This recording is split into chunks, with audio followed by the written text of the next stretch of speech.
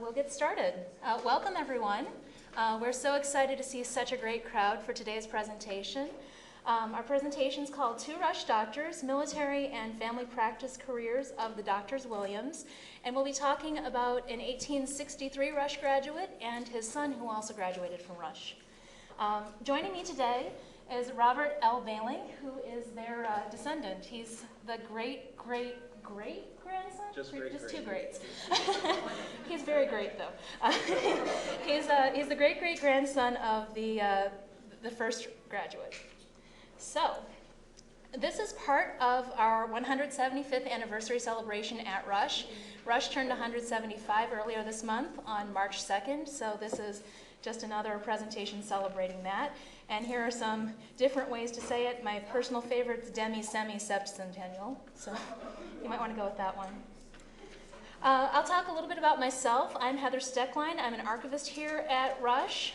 We're the historical voice of Rush, so we maintain the historical documents, photographs, yearbooks, some surgical tools, just items that tell what happened at Rush and its predecessor institutions.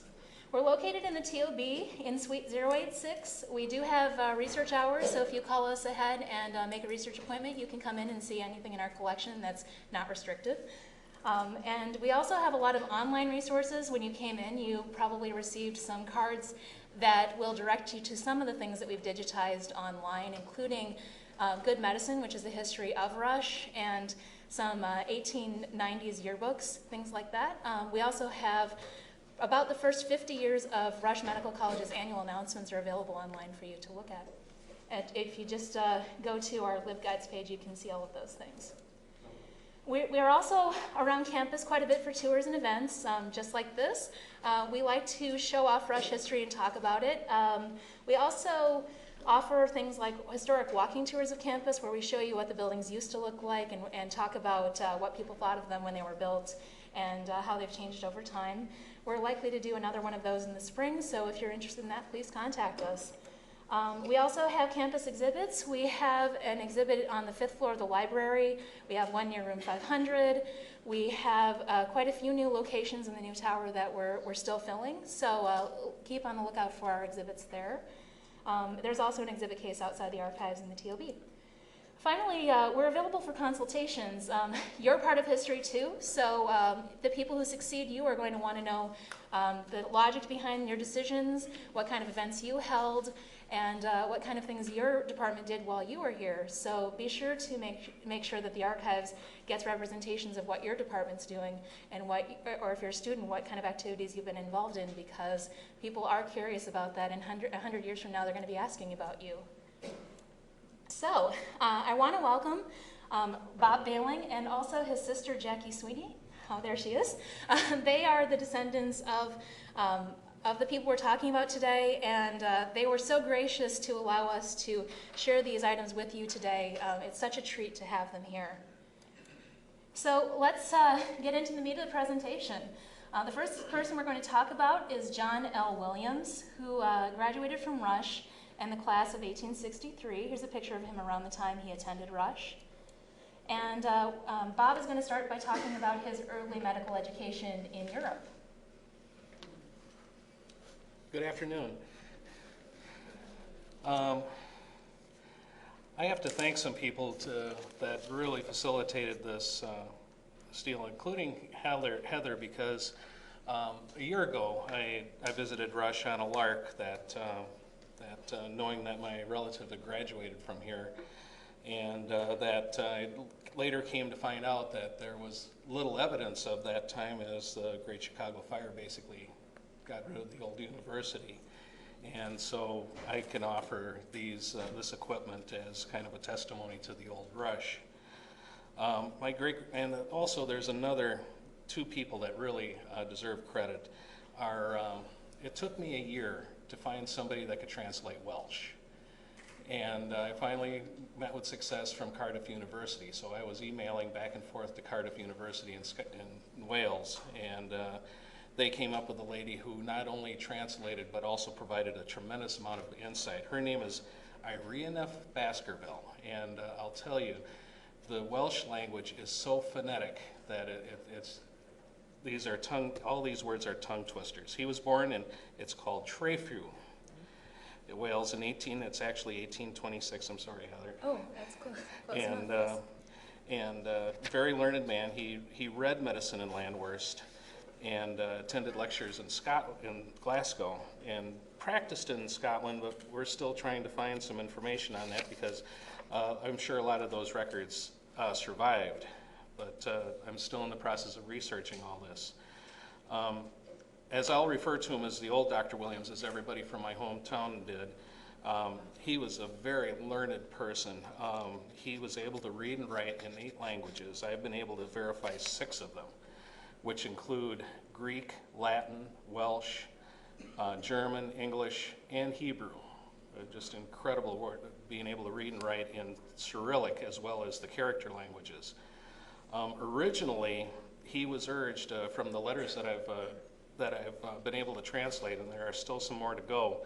He was originally recruited as a preacher, and being the learned man that he was, he learned real quick, and in reading about the old Welsh in Wisconsin, was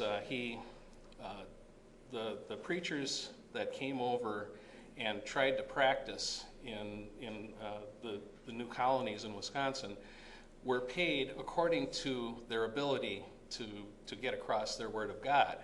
And if you weren't good at it, you didn't make any money, so you had to find something else to do. I believe he bypassed that whole deal and just went into being a physician. I still have a lot of letters to translate, and if I get anything exciting, I'll let Heather know, and maybe she can spread that information around. So he does come to America, and he's part of a larger immigration of Welsh people to America. He came in 1847, and the peak migration of people from Wales to America was between 1850 and 1860, so he's just at the beginning of that. About 60,000 people came from Wales to America. And whenever you're talking about immigration, you want to talk about 2 things. You want to talk about push factors, what's pushing people out of their homeland, and pull factors, what's bringing them to their new place. So the push factors were, Wales developed a whole system of ties and tolls. So if you were driving on any road that you commonly drove, you had to pay a toll. That got to be very expensive. And the church is redistricted to be able to collect tithes on a more efficient manner, and that made it difficult to get by. Similarly, there was an unstable economy. There was a lot of mining, but it was really hit and miss whether or not it was paying, and a lot of people were tenant farmers, and that's just a very tough livelihood as well. So the pull factors that brought them to America were things like fertile farmland. A lot of these people moved to Wisconsin and the Midwest, and they wanted to stay together. So unlike some immigrant groups, Welsh were known for going to rural areas and starting their own communities and isolating themselves from other ethnicities. And so that's kind of what happened, is that John L. moved to an ethnic enclave that was just starting. Yeah, his brother Edward was one of the first 7 people that came to Cambria, Wisconsin, and when he arrived there, he was the 8th person along with his family. He came across with his mother and his father. Unfortunately, his father died en route and is somewhere in the bottom of Lake Michigan. His mother died shortly after arrival in the Welsh Prairie, which that area of Wisconsin was known. And so it was just him and his brother, and which he later married, which we'll get into later. They were very fond of the lay of the land. It was very, very similar to, in doing a Google Maps or Google Earth search, the lay of the land is very identical to central Wisconsin. And there were 2 settlements in Wisconsin, Wales and Cambria. And there's a little story that I've picked up where he was sitting on one of the hills outside of town, and I know where it is because there was obviously nothing there at the time. And they were just contemplating how fertile the soil was, and that he wanted to do that. And so his brother Edward started a farm, which is still in the family, and then we'll go to the next one. All right. So John L. meets Elizabeth Evans, who is also a Welsh immigrant, and they have 3 children. Jane, William, who we'll be talking about later, and Mary Ann, who is the great-grandmother of our 2 guests today. John L. briefly taught school. He was one of the first school teachers in the area, and he taught in a dugout sod building in Columbia County. He was also a leader in a lot of cultural organizations. They were very proud of starting their new community, and so you'll talk just a little bit about some of those things. Yeah, they had regular musical and poetry societies, and they had competitions in the old days there.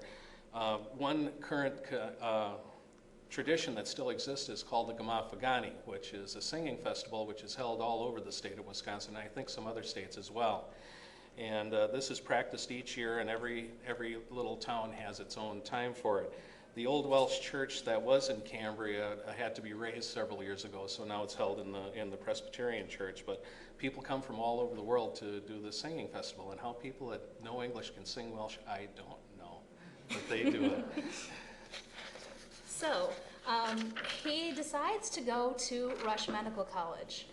Rush Medical College was located in Chicago at the corner of Grand and Dearborn. At the time that John L. attended in 1863, it had been located at that location. The building that you're looking at had been there since about 1845. There were 9 faculty members when he attended, and they held titles like Professor of Medicine, Professor of Anatomy, Professor of Materia Medica. So very, very basic, very, very subject-based, not medical specialties. It was a 3-year course of study, and there were 53 graduates the year that he graduated. And it's actually kind of interesting that he attended medical school considering 2 things. One being that he already had a European medical license, and also that you really didn't have to have a license to practice medicine. Before the Civil War, it was very common for people to work with a doctor for a couple of years and then just put up a shingle and treat people. So it is interesting that he went to Rush Medical College, and we think that it has a lot to do with his just zest for learning. Well, that and just most dentists were doctors, and most barbers were doctors in those days. Anybody that could wield scissors and a knife, basically, that was their other profession. So he wanted to stand out. And he does set up a practice in Cambria when he returns from Rush. This is a physician's schedule of fees. We also see these in Chicago. So these are the kind of fees that they would charge for procedures. It doesn't mean that that's what they got for the procedures, though. Exactly. The home in Wisconsin actually is still standing in a different location, but the backyard was always full of wood because that's what people would trade. Labor, chickens and pigs, and just about everything. And there's some comments in some of his old records that he was kind of disgusted because he'd get something. Comments would say wood not worth hauling, or he was first off and foremost a physician, and he wanted to take care of people. And there was a lot of times where his services were just gratis. So he graduates from Rush in 1863. By 1864, he's established a practice, and he's very happy with his family in Cambria. Then the Civil War kind of comes home to roost. We have Bob and Jackie have shared with us these diary entries that are written in Welsh, and so we have translations of these that we're going to be sharing some elements of today. These are diaries that trace John's journey from Cambria to Vicksburg. How he ended up in Vicksburg, there was a call to action. On July 18, 1864, Lincoln requested 500,000 additional troops, and every state had its own responsibility for contributing troops. Wisconsin was responsible for about 19,000. Given the existing population of Wisconsin, John knew that he was really likely to be drafted.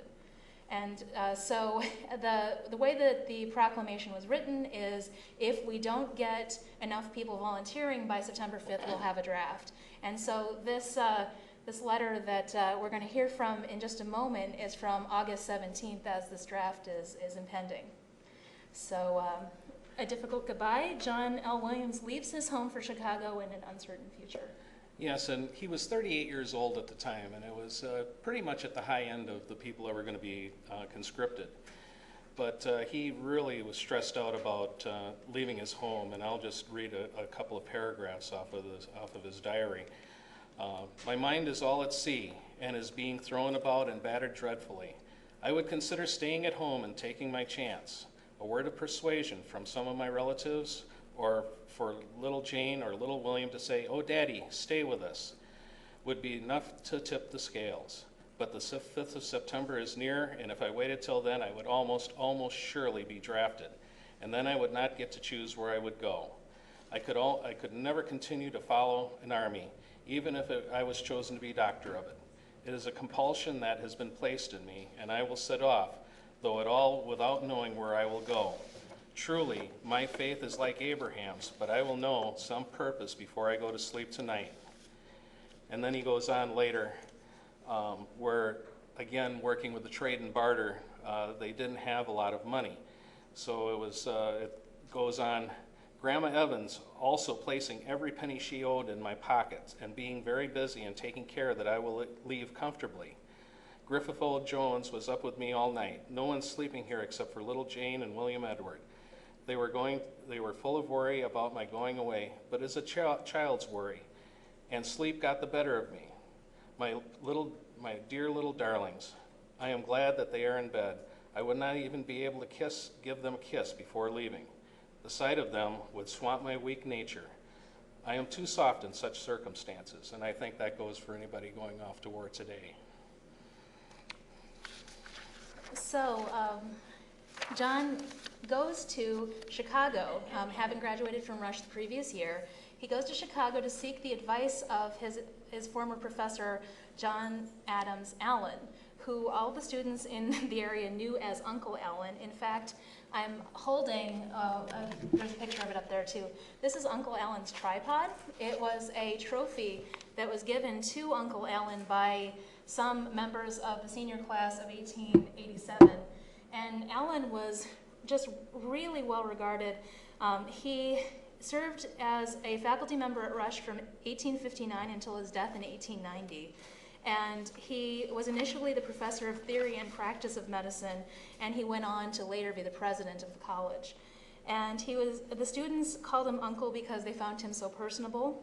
In his 31 years, they often gave him gifts, and he was the person you would go to if you really were worried and didn't know what to do. So John L. goes to Dr. Allen, and this is what he says about his visit. I went to Dr. J. Adams Allen's in the afternoon, and he showed me every possible welcome. I had much amusing and edifying conversation with him. I told him how things were with me, and that I was ready to go to Wales or Vicksburg. There were many of the people who were in Chicago. They were either going to go to Canada, Wales, or they were going to go off to war. So he had a talk with Dr. Adams Allen.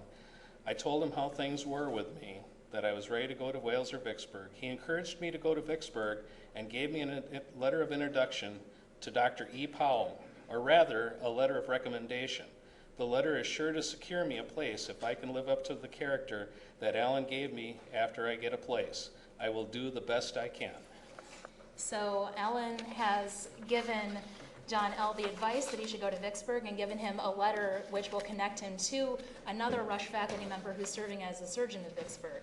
But before we get to that surgeon, I want to quote something Allen said. Allen was very big on keeping your duty to medicine, and in an 1866 Rush Medical College commencement, he says to the graduates, "We commit to you the making of your own reputations, the honor of the profession, and beyond all, the care of lives and healths.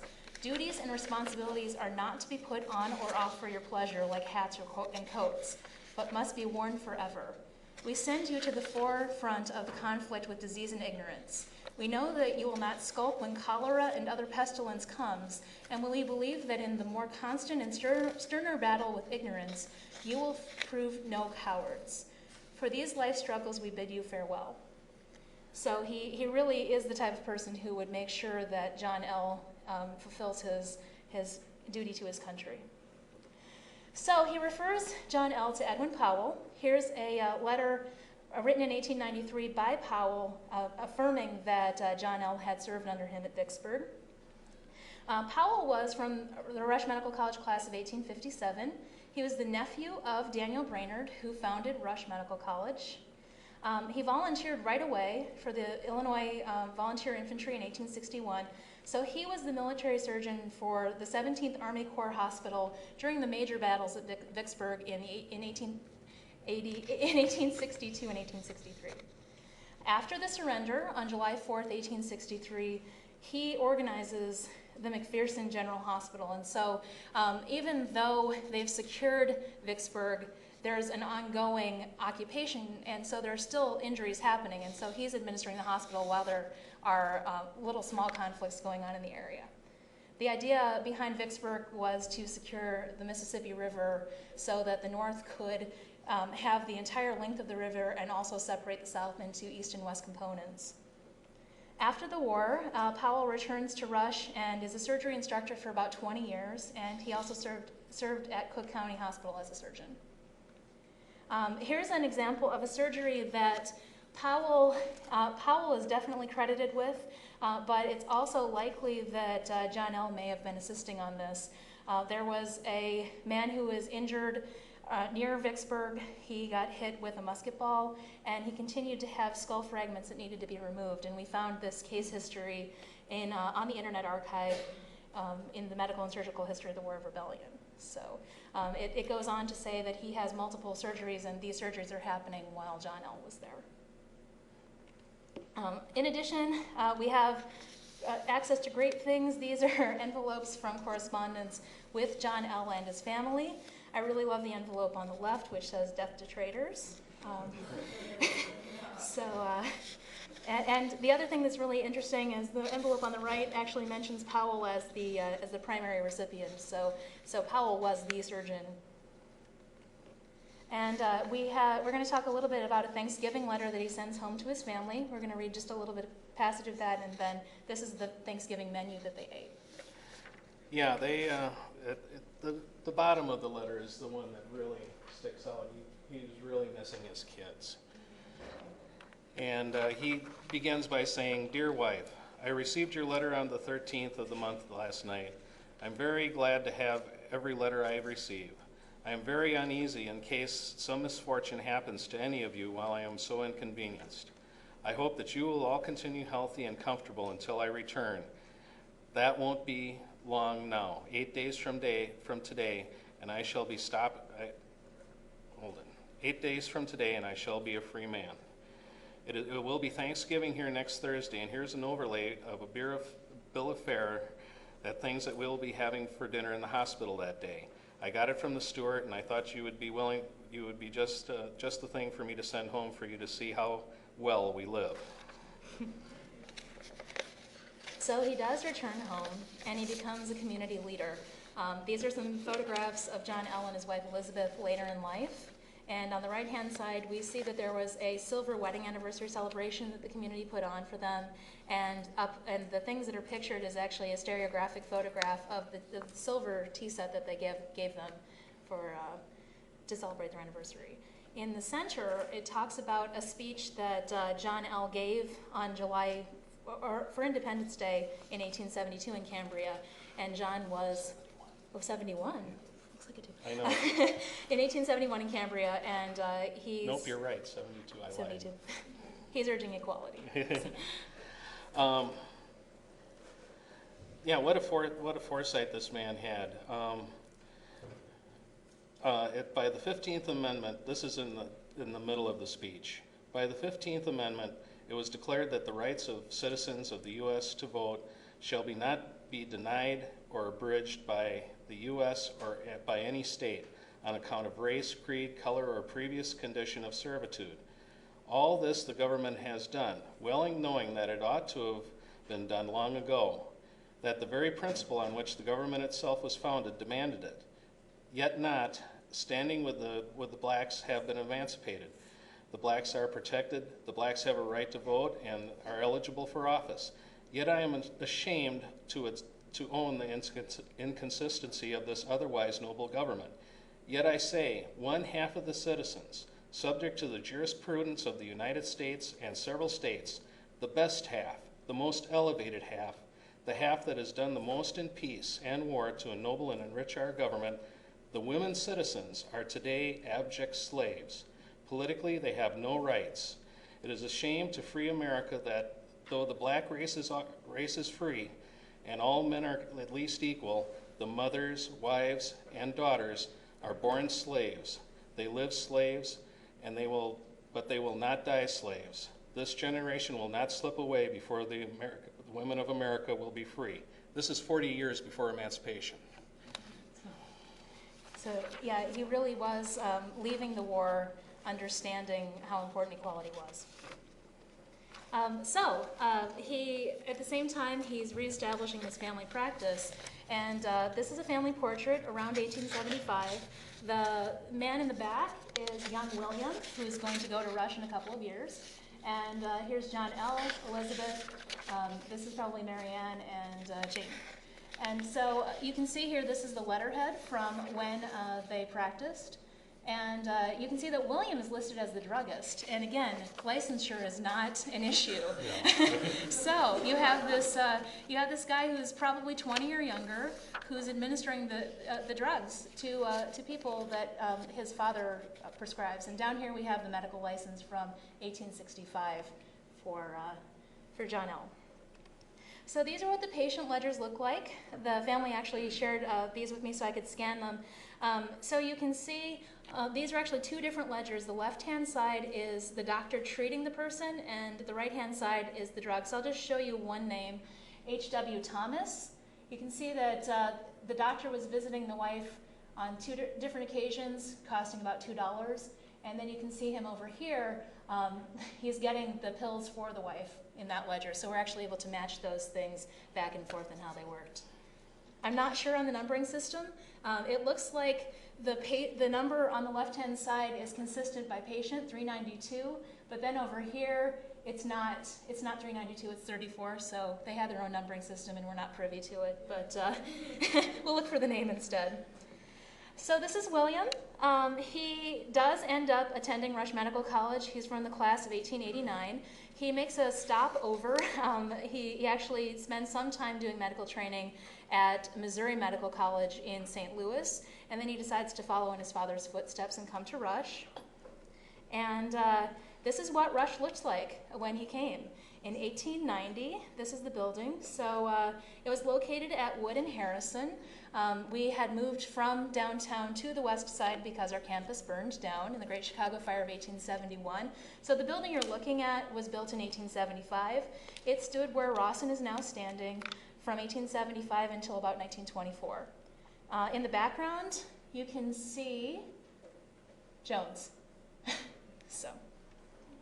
There were 138 graduates in 1889, which is about 3 times as much as his father's class had. It was still a 3-year course of study, but it was much more specialized. We now have 35 faculty members, and their specialties sound a lot more like what we're accustomed to hearing today: pediatrics, pathology, dermatology, obstetrics. They partnered with the Presbyterian Hospital, which was founded on this campus in the 1880s, and Jones was a brand new building. Here's another view of campus from that time.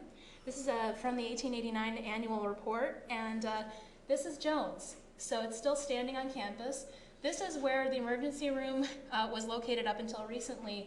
This is actually, these two buildings were torn down to make Murdoch. This was the original Presbyterian Hospital building, and then there was a wing in 1883, there was a wing in 1885, and then Jones is 1888. You can still see this entrance here, and you can see the rounded corners here. This has been shorn off and built up.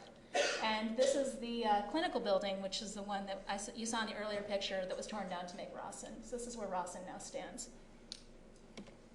And what's interesting, too, about the relationship between the two men is this is the annual announcement with the student list.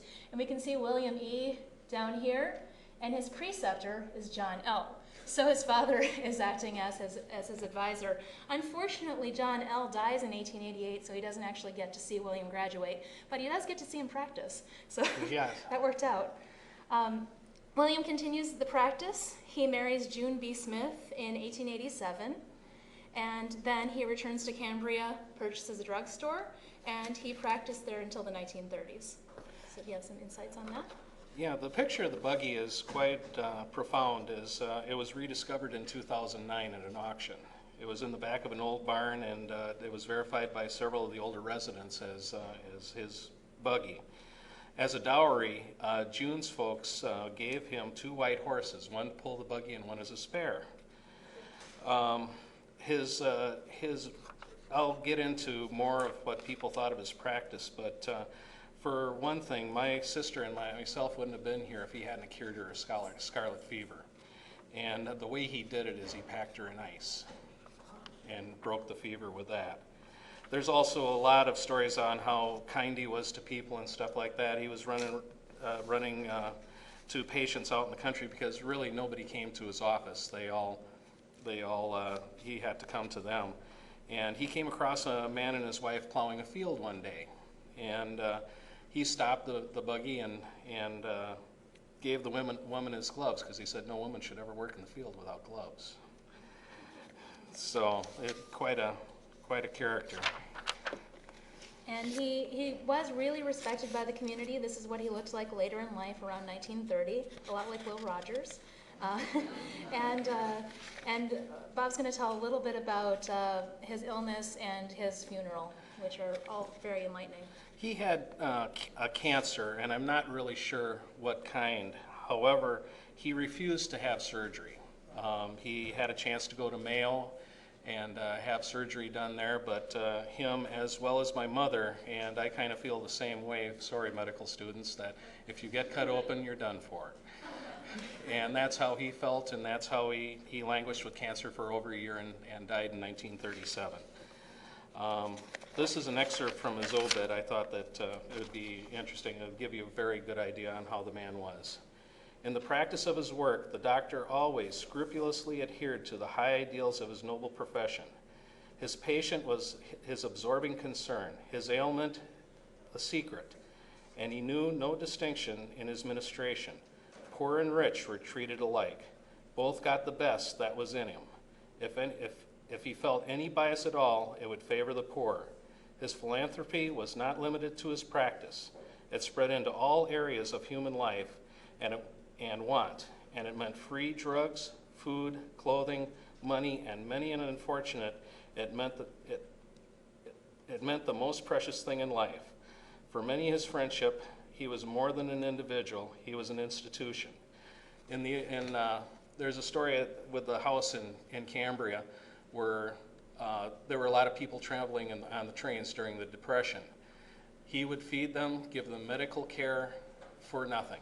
He would just, there was another story about they had a housekeeper, and they had the people who were riding the rails come into the house, and she brought out some shoddy dishware, and he says, no, they're our guests, bring out the good silverware and dishware. And he was well respected for taking care of people like that. One more thing we should note is that this article says that about 700 people gathered at his home for his funeral, and the town had less than 700 people. So he really was bringing a large amount of people in. And one more thing, you have the letter. Yeah, this is a letter written to him right when they found he had the cancer, and this is written by a friend that lived in Two Rivers, Wisconsin. Dear Dr. Williams, it will no doubt be a sort of great comfort and pleasure for you to realize that your many friends in the community and elsewhere hold you in kind remembrance and esteem, and extend you their greetings on your birthday anniversary.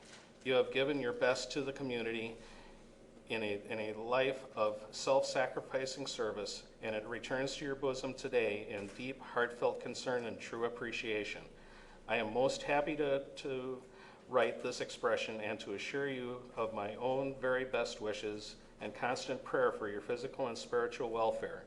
May the hope of the gospel of Christ cheer, strengthen, and sustain you. It is better further on, but how much further? Count the milestones one by one. No, counting, simply trusting. It is better further on. So now, the moment you've probably all been waiting for, is we're going to start talking about pieces of John L.'s surgical kit. You can see this is a photograph of John L. around the time that he was serving, and we're going to switch to the doc cam here so that we can look at things from afar. And at the end, we'll be able to have you come down and look at things too. So if I can zoom out. Okay. First off, I want to show you, we actually have his regiment cap. So this is, oh, sorry, I have to switch to center projector. Okay, there we go. Thank you, Natalie. So here's our kit. And, but first I'll show you something a little more pleasant. This is his Wisconsin regiment cap. And this is the rain hood that goes over top of it, which is really quite amazing that that's survived that long, the rain hood. And so I'll talk about a couple of the tools here and what they were used for. This is called a capital saw, and I'll try to keep my hands in the picture so you can get an idea for how big this is, and I can hold it up for a moment. This was used for slicing, for slicing off bone-bearing bones, or load-bearing bones, so things like lower extremities if there was an amputation that was necessary for that. Similarly, this is a metacarpal saw, so this would have been used for more delicate procedures like removing fingers or small body parts. So here, Heather, you might want to mention how the survival rate was in amputations. Sure. Yes. It actually was surprisingly high. Civil War surgeons, it wasn't the butchery that a lot, with people biting bullets and screaming that's often depicted in the movies. It was actually very professionally done. Only certain people, only the most experienced people would have been the people performing amputations. So there was a lot of need for people to perform surgical work, but the amputations were definitely left to people who had a very high experience with surgeries.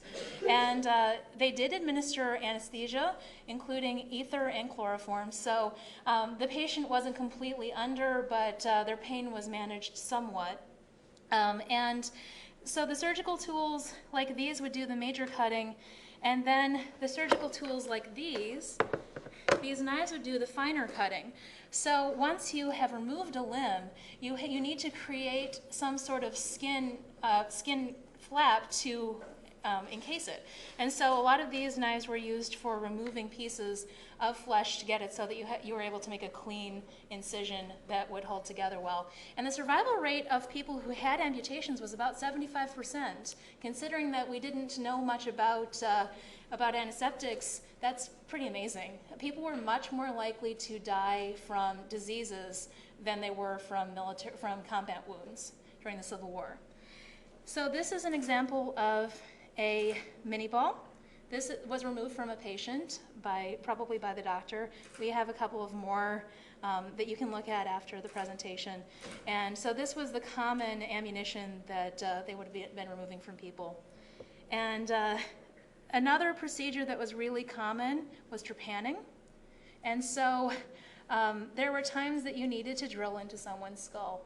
And there were usually one of two reasons. One was that an injury had caused swelling beneath the skull and you needed to relieve the pressure by making a hole. And the other is that the skull bone was actually pushed into the brain tissue and you needed to use this to help remove it. So there's actually a handle that hooks onto this so that it can drill into the patient.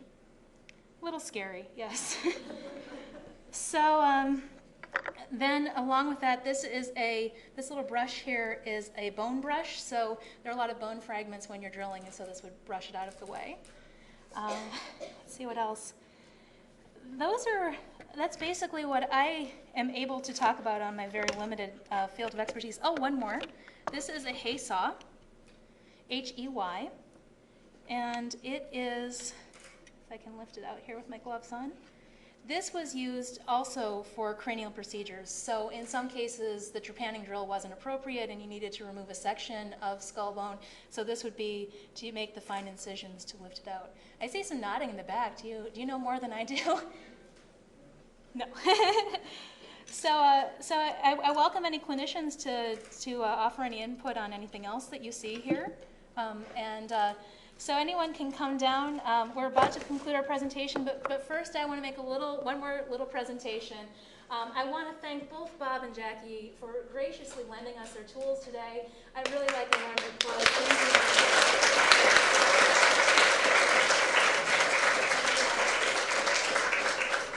you. For each of you, we're offering a framed. This is a photo of Rush as it appeared when John L. attended, and a photo when William E. attended, and a little medallion. So Thank you there very you are. much. Thank you so much.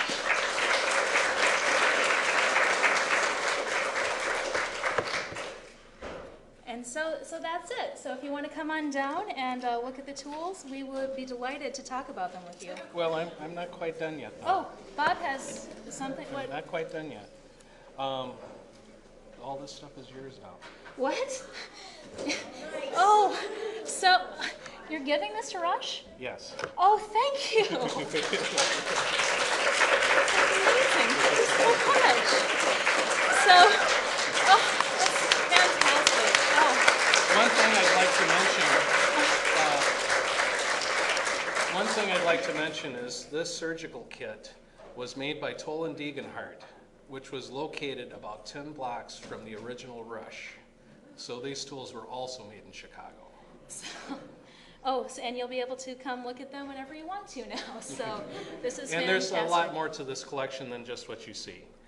There's a field kit for surgery, and there's an old microscope and an old Faraday battery, and Yeah, we do have a lot of other items that goes with this. So the field kits here, and also his Union military buckle. and there's also was his his surgeon's buckle too. That Oh yes. Mm-hmm. but you don't have that today. Not it's over. Oh, I don't have that today. Okay. But you have that. But it is here. It is here. Okay. Thank All you right. very much, Thank Heather. You. Thank you.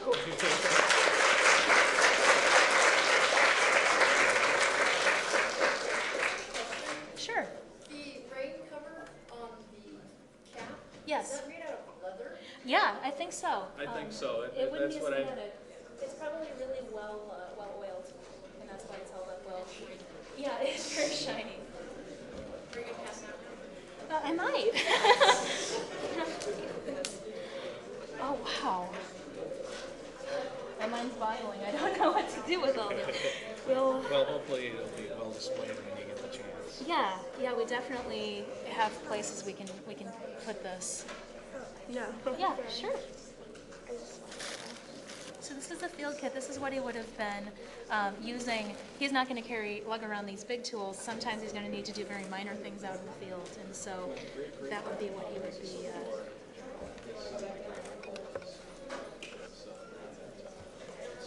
And then these are just.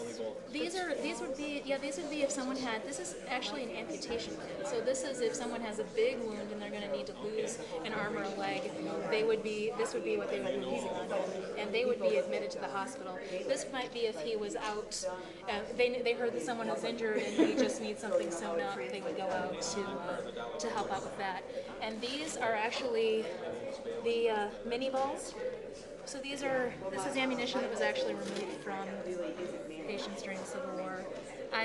I'm really hoping, trying to be optimistic that this wasn't removed from a person and that it was something that he found on the ground. I can't imagine someone surviving an injury like this.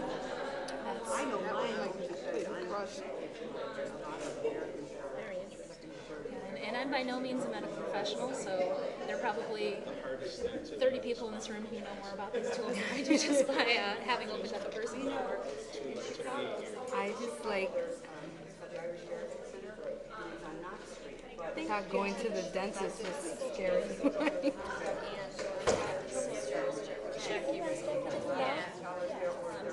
Just because I don't have the. You want to see the Japan drawer? I just So you would screw the top of this off. Did you take it? Can I take one too? Go for it. So this way. And then you would this on top. And I mean, the thing that's really amazing about tools like this is that it's not like tools of today where you use a set of tools for a procedure and then you use another set for the next procedure. These were used over and over and over again in succession. And so it's amazing that people last as long as they did. But the tools were built to last. So you would drill a hole, that diameter in the brain, and just pop a little piece of bone out, and so but if you have a hematoma on the brain, that's the only way that would be the only way to relieve pressure. And the case that I showed in the presentation, you're seeing that they're having to remove the bones multiple times because they didn't have X-rays, so they're making guesses. They know they find something right away. He's still sick. He comes back and he has another procedure. So that guy had 3 or 4 procedures in his skull. And then he was fine once they got everything. It's amazing how well the human body can survive. I'm not sure on these. These are likely some sort of separator. These look like maybe the handles and this. Yeah, I was thinking probably something open. This is frightening. Yeah, it is. It is. Hi. And this wouldn't be forceps, they're too little for forceps. Yeah, I don't think that this is for bullet retraction though. I think that those are even smaller, the ones that I've seen. But then again, this is definitely to grab something smooth. And then here's, under the capital saw is the smaller metacarp. That one's for finer procedures. Yeah. One thing I didn't understand. It's not pointed. That's interesting. Yeah, and when I was reading up on the procedures, they talked about how this one, I don't know if it'll actually do it. It won't yield, but there are some that actually have kind of a flip top, so I think that might have been due to the nature, the more delicate nature. You need something that could swivel. Come across anything at all. Some tweezers, some picks, some very basic things. But, good. Thank you so much. Oh, that's amazing how they're drawn so beautifully. It's beautiful, and we're going to do what we can to make sure that some of this gets on display. It wouldn't be good for the case to be on display 24 hours a day, so it's likely what we'll be doing is highlighting certain tools and putting them on display. So The Louis Sullivan staircase in Jones? it doesn't have any emblems on it, no. I looked for them. It's likely that since he was volunteering for a short term, that he bought this in Chicago. He bought the amputation kit in Chicago, and it wasn't issued by the military. He was a member of the military, but it's not the same thing as doing a tour of duty and being given the kit by the military. And there's the cover here. Oh, yeah. So there's the rain hood. Anything together is $5. And then there's Wisconsin symbol with the lily, I guess, was the symbol of his regiment. Sure, of course. So anything identifies him as a medical? You're trying to get the reflection. Yes. One of his shoulders. So and unfortunately, the picture of him when he's got his uniform on, he's got his shoulders. That again? Oh, of course. Oh, yes. I'll repeat again for my own understanding. These are going to be in the archives. That is amazing. And where are you guys now? Because I know We're in that 2B. you're still there. Yeah, we're still in 2B. Alright. So, oh, you were down here. I'm in patient finance. Oh, sure. We're right downstairs. There's always an exhibit case that you can come look at, and feel free to knock on our door. We'll give you a postcard. Very nice, thank you. Of course. This is primarily an amputation kit. So this is very much geared at removing things. There are other surgical kits which are more expensive and have things like catheters and things like that. But this is really geared at amputations. And we know from what we've seen from Powell's procedures that that's what he was doing a lot. So that was Powell's expertise, and John L. working under Powell. It makes sense that that's what he would know to get on his way down. Any other questions? I know. It's heavy, but yeah, as I was saying earlier, these are really extremely well made. They were made to be used thousands of times, and that's not so much your responsibility. Beautiful, beautiful kid. And if you're interested in Rush history, aside from this, I know you mentioned it earlier, but we do give historic walking tours of campus where we talk about the old buildings, why they were built. Do that now before they get torn down. Yes. In a few years. So we'll be announcing that very soon. We're going to wait till the weather is more predictable, so probably next month. Yeah. And then after that, we gave a film festival in '08. I don't know if any of you were around for that, but we're planning on doing that again. We do have audiovisual items in our collection from Russia's history, and putting together a little film festival, little clips from our videos. We've got footage of a 1942 home birth. Our medical students used to have to go to Little Italy and to Maxwell Street and attend births made home for people who couldn't afford to go to the hospital, and they had to do a certain number of those in order to graduate. And so we have a film that one of our 1942 graduates did. We have a film of substitute bladder that won the gold medal at the Brussels World's Fair. So, and then some welcome to Rush videos from the late 80s, which are Promotional videos. What is this tool? which one? The one that has like the wires poking out. This is the brush. So when they drilled into someone's skull, this would be the brush the fragments on. Yeah. It's fun.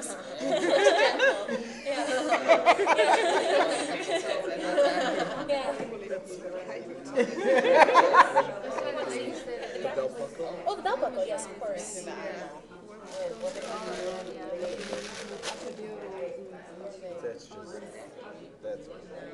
And actually, this insignia was also used on a lot of things like luggage and suitcases and things like that.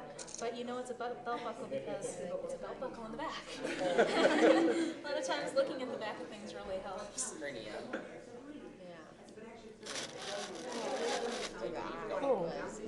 And the diaries talk about a lot of things about like his trip down here too. He had so much trouble with it.